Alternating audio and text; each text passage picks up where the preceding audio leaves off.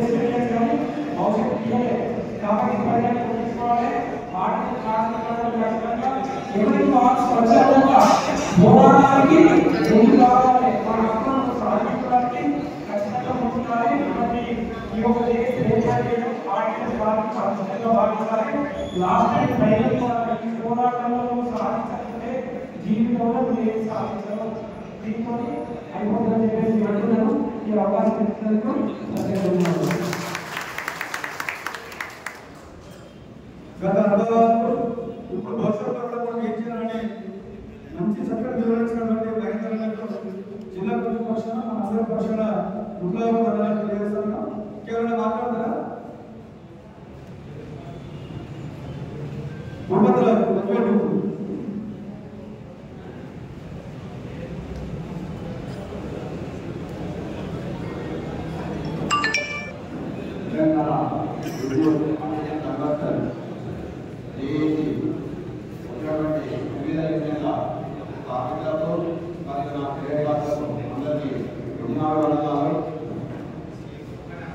ఇక్కడ ఈరోజు సమావేశం జరిగినటువంటి మద్దతు మనకి కన్వర్షన్ కావాలి అంటే ఇలాగే అందరం ఐక్యతతో ఉంటేనే మనకు కన్వర్షన్ అవుతుంది.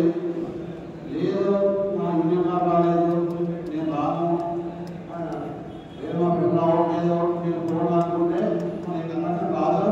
ఇక్కడ ఏ విధంగా ఆ విధంగా కూడా ఎవరో గుర్తు పెట్టుకోవాలి. వెంటనే జరిగిన అందులో కొంతమంది కన్వర్ట్ చేశారు. అయినా ఏమైంది మళ్ళీ తీసుకున్నారు. మన జాబ్ అనేది ఎప్పుడో ఎక్కడికి పోదు.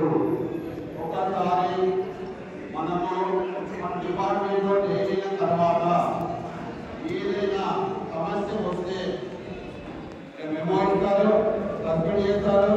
సబ్మిట్ కూడా చేసి అలాగే ఉన్నటువంటి వ్యక్తులు కూడా ఉన్నారు, ఇక్కడ ఉన్నటువంటి వ్యక్తులు ఉన్నారు. కాబట్టి కార్మికులు కూడా ఏమి పిలుపునిస్తే ప్రతి ఒక్కరు ఖచ్చితంగా ముందుకు రావాలి. ఆ విధంగా వచ్చినప్పుడు మాత్రమే మనము లేదు నేను పోలో మా సహకారులు మా పిల్లలు రాలేదు మీరు గుడి చేస్తారు కప్పటి చేస్తారు అని అనుకుంటే మనం కోరుతున్నాము. ఇవన్నీ బయలులో ప్రతి కార్మికులు ఉంటారు. కానీ మనం గతంలో కూడా సబ్మిట్ అయిన వారు కూడా మన ఉద్యోగంలో ఉన్నారు. కాబట్టి మనం కూడా ముందుకు వెళ్ళి మనము పోరాటం చేసి మనం కన్వర్షన్ అవుతుంది. లేకపోతే మాత్రం కాదు. మన ఉద్యోగంలో ఎప్పుడు ఎక్కడికి గుర్తుపెట్టుకోండి. ఒక్కసారి మనము డిపార్ట్మెంట్లో చేయలేనా ఆటగా 2015 పెట్టారు. ఆ బేసిక్ పెట్టుకొని మన ఉద్యోగం అనేది కాకపోతే ఉండడం కానీ మనము మన ఉద్యోగం అనేది ఎక్కడికి పోదు. అదేవిధంగా ఇప్పుడు మన దేశం ఏర్పడుతుంది అంటేనే కొన్ని యూనియన్లు భయపడుతుంది. అదే 5 చాలా ఏమి ఇచ్చారో 5 లేదా అనేది వాళ్ళ ట్రైనింగ్లో ఉంది. ఉన్నటువంటి వ్యక్తులు అందరూ భద్రంగా బయటకు రావాలి. వారు బయటకు వస్తుంది ఆ ఉన్నతానికి పడుతుంది. లేకపోతే నేను చెప్తున్నా ఆ భగవంతుడు ఉన్నాడు వారు పోలీసు వాళ్ళు చేసినటువంటి అదొకటి. కానీ ఏ సంఘాల్లో ఉన్న వాళ్ళందరూ వాళ్ళ నాయకులని ఈ జేఏసీలో కొన్ని విధంగా ఉండాలని ప్రతి కార్మికుడిని కోరుకుంటున్నాం. ఈ యూనియన్లో లేనటువంటి జేఏసీ సంఘాలన్నీ మన సభలో తయారు అప్పటి వరకు ఆ యూనియన్ కూడా మన దేశంలో వచ్చే విధంగా ఉండాలి. ఈ రోజు ఏ యూనియన్ సపోర్ట్ చేస్తుంది సపోర్ట్ చేయట్లేదు అనేది మన దేశం చెప్తారు. ఆ యూనియన్ వాళ్ళు మన దాంట్లో ఉంటే ఆ నాయకులను మెసేజ్ చేయాలి. ఖచ్చితంగా అన్న మేము ఏ సమస్య వచ్చినా మేము ముందున్నాం. మాకు సమస్య వచ్చింది మీరు కూడా మాకు ముందుండాలి అని చెప్పాలి. ప్రతి ఎంప్లాయ్ రెగ్యులర్ ఎంప్లాయ్ మనం ఆలోచన వదిలిపెట్టేవాడు. ఇది మనం వదిలిపెట్టుకోవాలి. ప్రత్యేకంగా సిఎస్ అన్న నాకు రైల్వే పోనీయట్లేదు, నేను రాను, నేను పోను అంటే నువ్వు ఎప్పుడైనా రైల్వే పని చేయాల్సిందే, మనం ఏం చెప్పేది చేయాలి.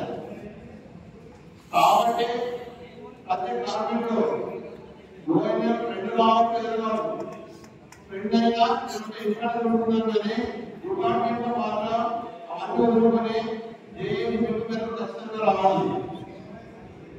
నెక్స్ట్ నిన్న మనం వాతావరణంలో పెట్టుకున్నాం, ఏం చేయబడుతున్నాడా, ఏం చేస్తున్నాడు, అయినదా, నేను చేసిన అయినదా చూద్దాం, నువ్వు వేడించుకున్నాం కదా, వేడి చేసుకోండి తప్పదని నేను మాట్లాడుతున్నాను.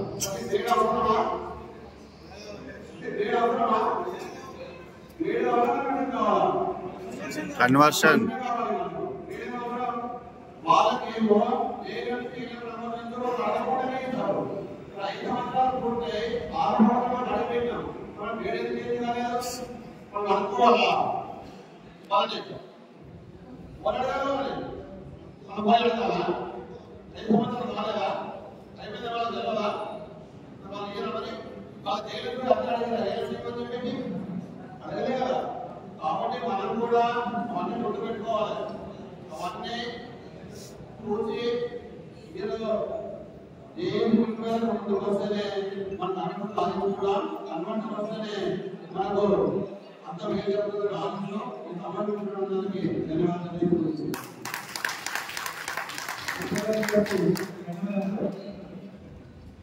ఈ సమావేశానికి విజయవాడలో నాయకులు కూడా వచ్చారు, వారు వెలుగుబడి కావాల్సిందిగా ఆహ్వానిస్తా ఉన్నా. యూనియన్ నాయకులు కూడా వెలుగుబడి కావాల్సిందిగా ఆహ్వానిస్తా ఉన్నా.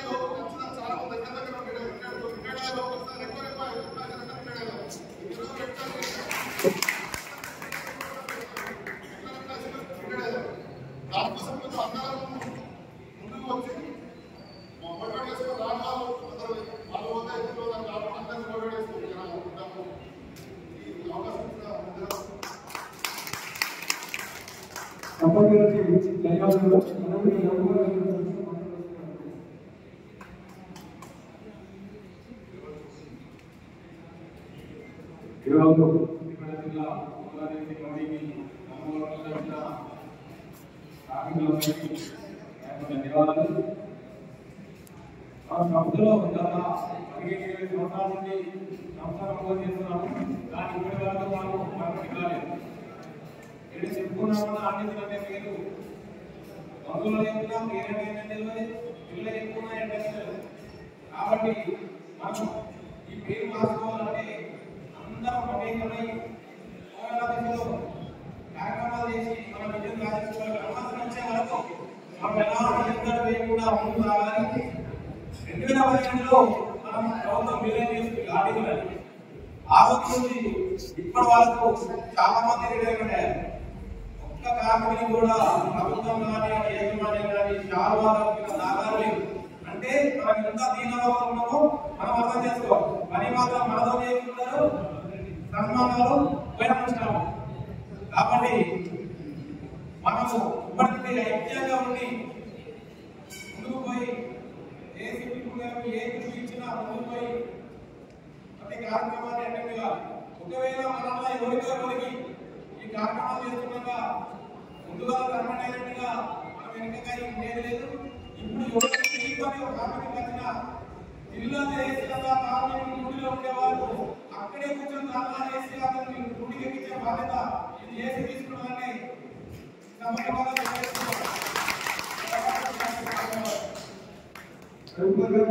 ధన్యవాదాలు. మన జేఏసీ సమావేశానికి ముఖ్య అతిథిగా ఇచ్చేసినటువంటి మన జేఏసీ రాష్ట్ర సహాయ కార్యదర్శి జాయింట్ సెక్రటరీ సిద్ధారెడ్డి గారిని అంటే ఇప్పుడు మాట్లాడినటువంటి అనేక విషయాల మీద కానీ రాష్ట్రంలో జరుగుతున్న పరిణామాలు భవిష్యత్తులో మన జేఏసీ అనేక విషయాలు సిద్ధారెడ్డి గారిని మాట్లాడాల్సిందిగా అనుకుంటున్నాను. సభా అధ్యక్షులు సదాకర్ మరియు TRDK government core diploma associate HEF మహిళా కార్మికులు నాతోటి ఆర్టీసీ ఉద్యోగులందరికీ విప్లవాది వందనాలు తెలియజేస్తా ఉన్నాం. రాష్ట్ర కమిటీ తరఫున మైక్ బాగా వస్తుందా, డైరెక్ట్ బాగా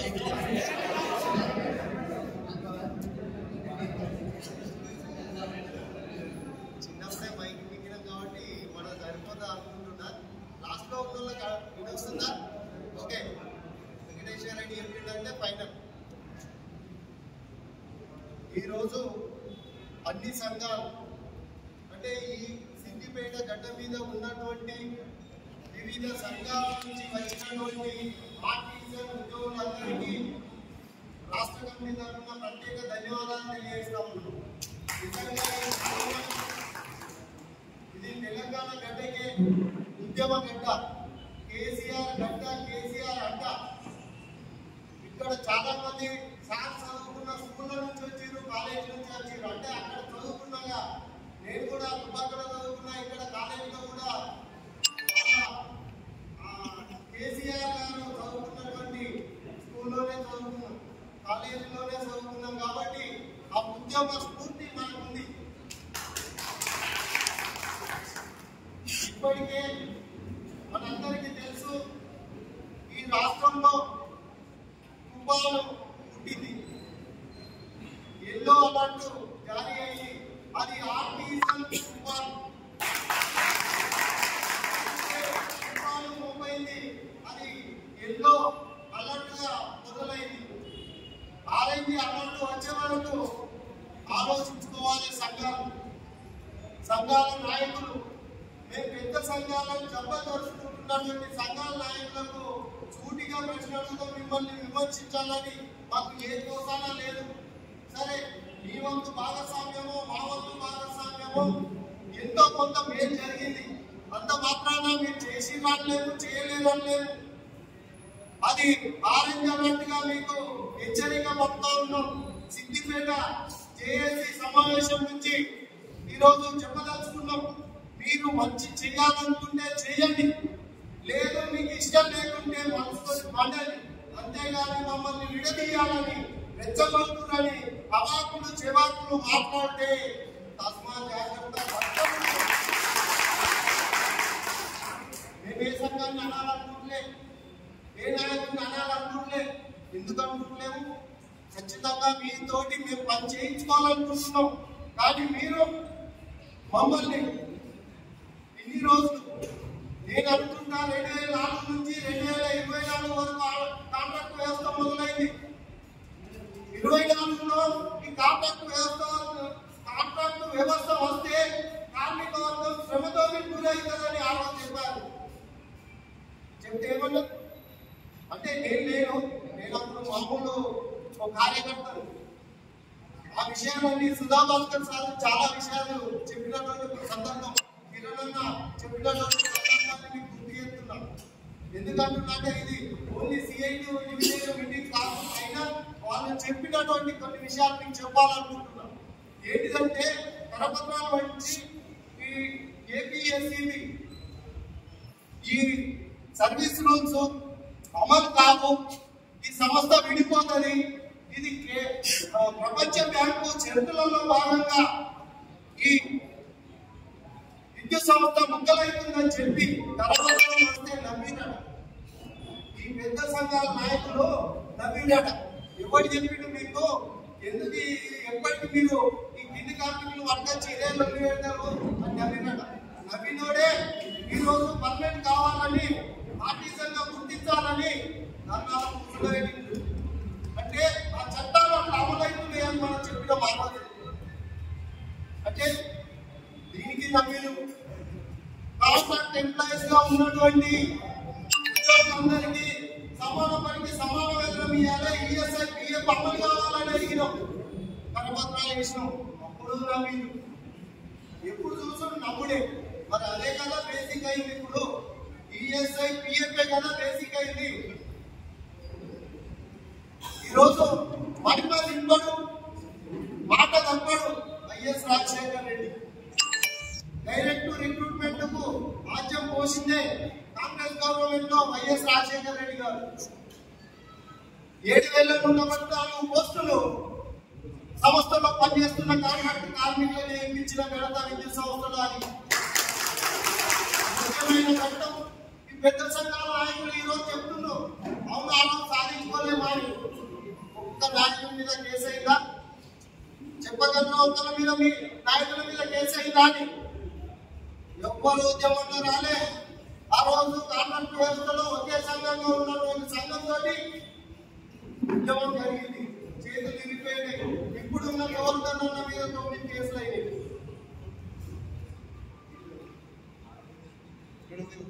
అంటే ఇది ఎంత నష్టం జరిగిందో చూడండి.